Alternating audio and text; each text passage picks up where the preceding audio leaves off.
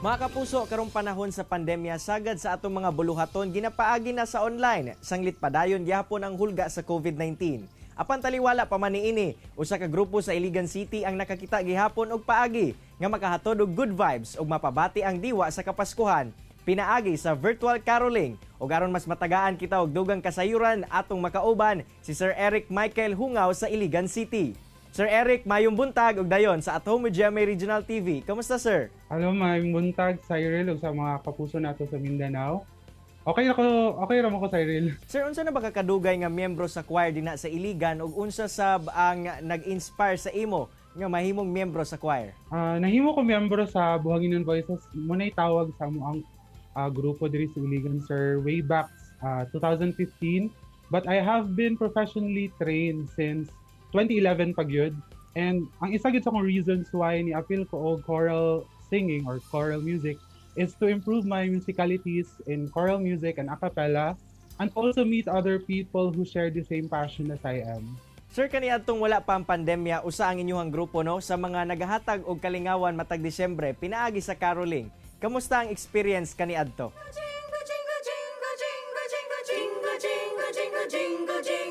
Jingle, jingle, jingle, jingle bells. Jingle, jingle, jingle, jingle bells. Dashing through the snow in a one-horse open sleigh. As over fields we go, a-laughing all of the way. The bells and bobtail ring to make our spirits bright. Ho, ho, what fun it is to ride in a one-horse open sleigh. Makahappy kayo nga namin ani nga platform to share happiness to other people through choral music. And whenever nga makadungog mig feedback sa tao nga or sa mga tao nga among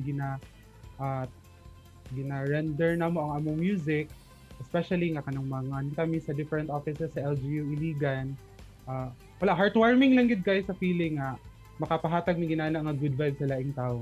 Sir, unsa ang maingon nimo nga mga memorable experiences sa katong pag inyong carol katong wala pa ang pandemic, sir?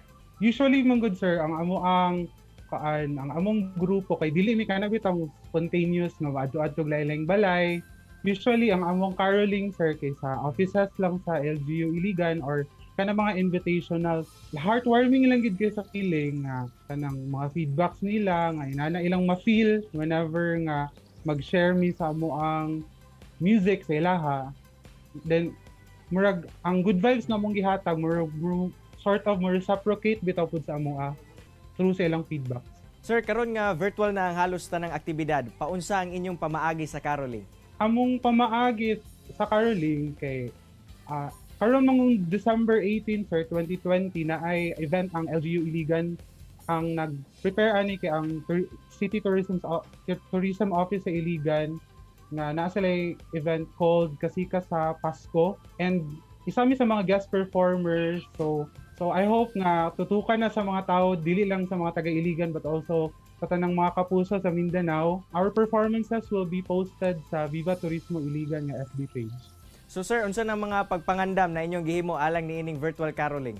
So since virtual caroling siya sir, so ang among rehearsal pod kay matawag pod siya nga virtual lang gihapon. So usually ang amo yung mga struggles sir kay usually sa technical side yun like slow internet connection, mga blackouts. Pero kani nga mga technological barriers sir kay masurpass naman gid siya as long as gustuhon gid namo kay ika nga kung gugustuhin maraming paraan talaga. So sir, kung atong i-compare ang katong naanda nato nga physical caroling karon sa virtual caroling, unsa imuhang maingon sir nga kalahian nila?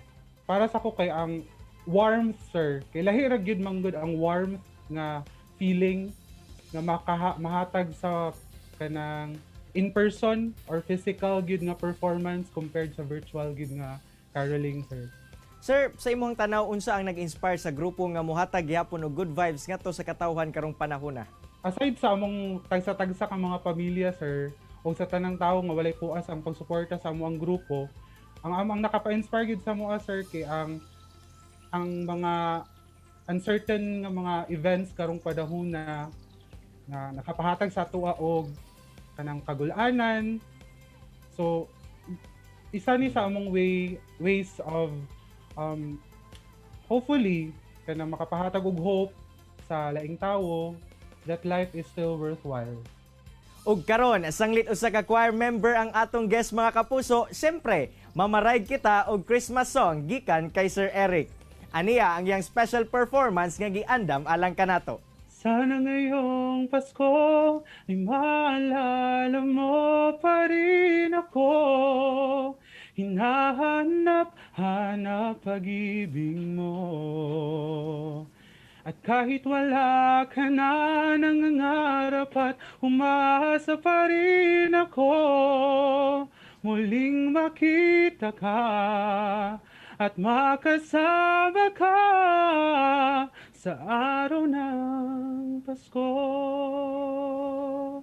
Wow, galing-galing naman talaga ni Sir Eric. Dagan kayong salamat Sir ha sa imuhang oras nga gihatag sa At Home with GMA Regional TV ug keep spreading good vibes sa tumakapusong Mindanawan. Kini ang At Home with GMA Regional TV.